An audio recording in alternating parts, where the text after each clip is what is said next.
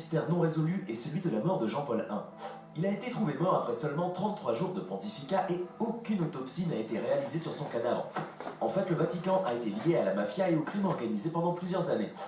En 1982, le président de la Banque du Vatican a quitté son poste et son titre après avoir été exposé au grand public à cause de ses liens avec la mafia, justement. Il n'a jamais fait l'objet de procès, même s'il a été suspecté de plusieurs meurtres, dont celui de Jean-Paul I. Le couvent de la Madeleine. En Irlande, l'Église catholique a créé une maison de femmes pour accueillir les femmes dites perdues, qui étaient en fait juste des femmes qui avaient eu des relations sexuelles hors mariage. Seule une minorité de femmes qui étaient admises dans ces maisons étaient des prostituées. Même si au départ, l'idée était surtout de les accueillir puisqu'il leur était impossible de se trouver un emploi, les maisons ont rapidement dégénéré. Elles étaient gérées par 4 groupes de sœurs qui faisaient subir aux femmes perdues de nombreux châtiments corporels et qui les faisaient travailler dans les laveries en leur donnant un minuscule salaire.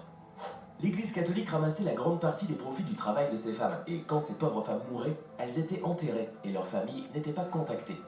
En 1993, 155 corps ont été trouvés dans une énorme tombe au nord de Dublin. On estime que 30 000 femmes ont séjourné plus ou moins longtemps dans ces asiles. Les castrats. Depuis très longtemps, les dirigeants du Vatican, prêtres, évêques et le pape lui-même ont accompli des actes horribles. Les castrats, par exemple, étaient de jeunes chanteurs qui subissaient la castration pour empêcher qu'ils ne développent pas des hormones mâles et puissent ainsi garder leur voix aiguë et si délicate. Ainsi, l'allongement des cordes vocales d'environ 60%, qui fait baisser la voix des garçons, n'a-t-il pas lieu après la castration? Le larynx ne grandit pas, tandis que la capacité thoracique, au contraire, croît amplement, parfois démesurément. L'existence même des castrats suscitait de vives controverses au sein du Vatican, car la castration de jeunes enfants restait un acte ignoble et officiellement condamné par l'Église. Mais les castrats avaient une voix extraordinaire et puisque les femmes n'avaient pas le droit de chanter lors des messes, la demande du public et des fidèles de l'Église fut telle que l'on mit en place des structures officielles pour former ces enfants, les conservatoires. Des parents n'hésitaient pas alors à faire mutiler leurs enfants pour subvenir à leurs besoins et offrir à leur progéniture une vie meilleure. On n'hésitait pas à trouver un prétexte médical pour opérer, chute de cheval, hernie inguinale, même si les suites de l'opération étaient souvent fatales. Les archives donnent entre 20 et 80% de décès selon les praticiens. Pour ceux qui survivaient à l'opération, et donc la voix était à la hauteur des espoirs des maîtres de chant, la fortune était assurée. Ils se produisaient dans les théâtres dans toute l'Europe. Ils étaient prisés par la royauté d'Espagne, de France et d'Angleterre. Les compositeurs leur proposaient des rôles héroïques dans les opéras. Ils étaient adulés comme des rockstars et ils avaient aussi un succès certain auprès des femmes. Les castrats ne pouvaient pas se reproduire, mais avaient une vie sexuelle tout à fait normale. Il n'y avait donc aucun risque pour les femmes adultères. La pornographie pour tout le monde. Cette fois, le scandale prend source en Allemagne, la mère patrie de Benoît XVI, et met en cause la maison d'édition Weltbild, qui appartient au diocèse allemand. Le détail qui fait tâche, c'est que figurent au catalogue de ces publications des milliers d'ouvrages érotiques. Conclusion imparable, la pornographie, si fermement condamnée par l'Église, contribue largement aux 2 milliards de chiffre d'affaires affichés par la Weltbild, donc par les diocèses. Pire, il s'avère même que des dizaines d'œuvres de pédopornographie faisaient partie du lot.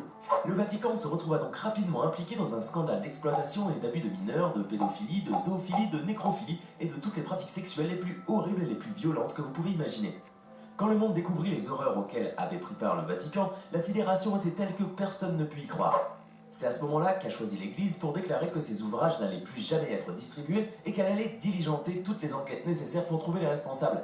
Chose qui n'arriva jamais pourtant.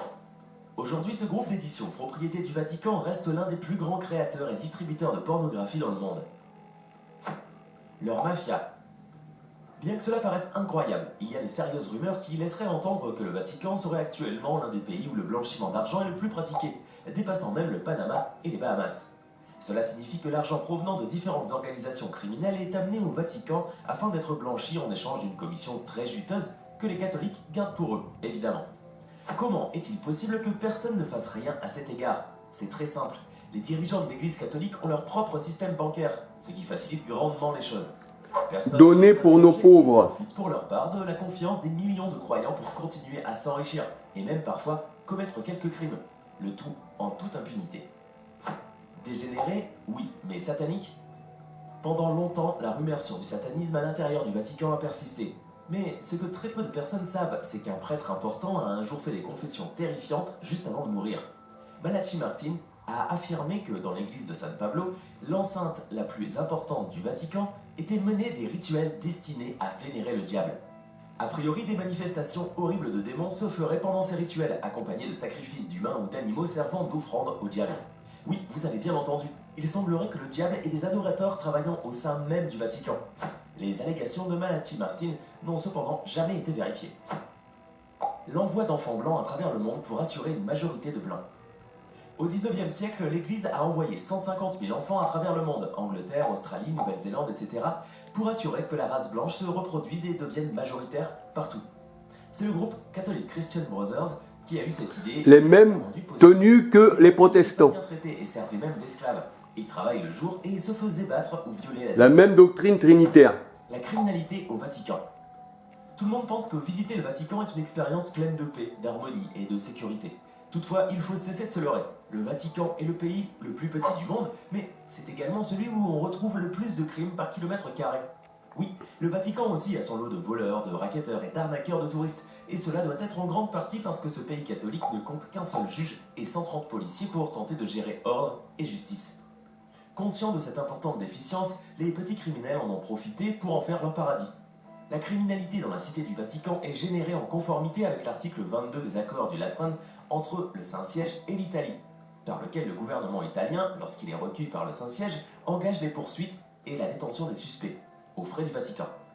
Le Vatican n'a pas de système pénitentiaire. Les personnes reconnues coupables de crimes commis au Vatican accomplissent leur peine dans les prisons italiennes, les coups étant couverts par le Vatican. Dont il est le chef, le pape. Les tortures les plus impitoyables. Punir, torturer ou tuer ceux que l'on considère comme des pécheurs n'a jamais représenté un problème pour le Vatican.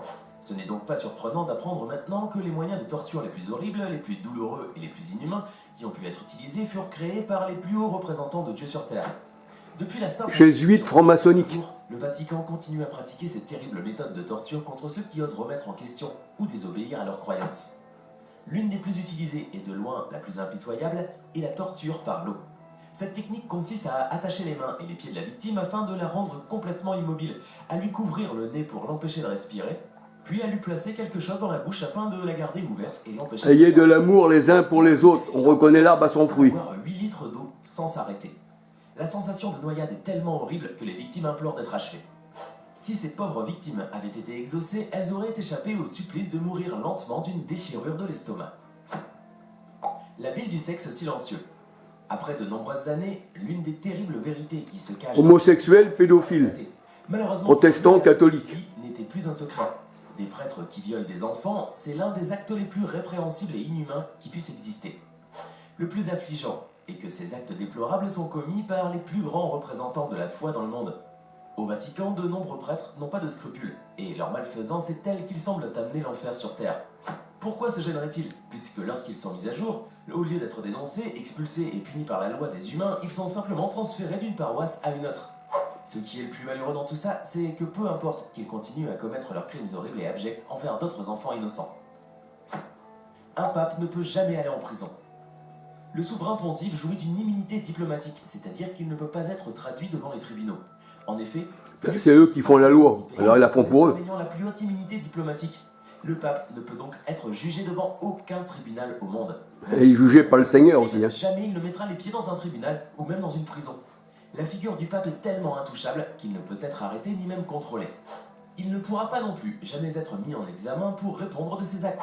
Ses privilèges sont tellement importants qu'il pourrait commettre n'importe quel crime sans jamais être inquiété.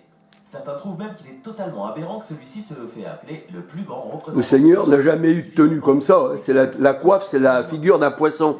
C'est Dagon. Qu'en pensez-vous? Le vol de bébés en Espagne. Francisco Franco, homme d'État, général et dictateur, a décidé de faire de l'Espagne un endroit meilleur en volant des bébés non désirés. L'Église catholique était un grand supporter de Franco et aidait à contrôler les écoles, les maisons et les hôpitaux pour que Franco puisse facilement mettre en place son plan. Au total, il aurait volé 300 000 bébés aux parents pour les offrir en adoption illégale. Une assemblée démoniaque comme ça a-t-elle la vérité, a-t-elle des révélations du Seigneur? Fin en 1987 seulement. Ainsi, Pour connaître trois personnes qui distinctes. ont été adoptés en Espagne entre 1960 et 1989 ont 15% de chance d'être un bébé volé. Alors, qui est le diable maintenant, hein? Lequel de ces secrets sur le Vatican et l'Église catholique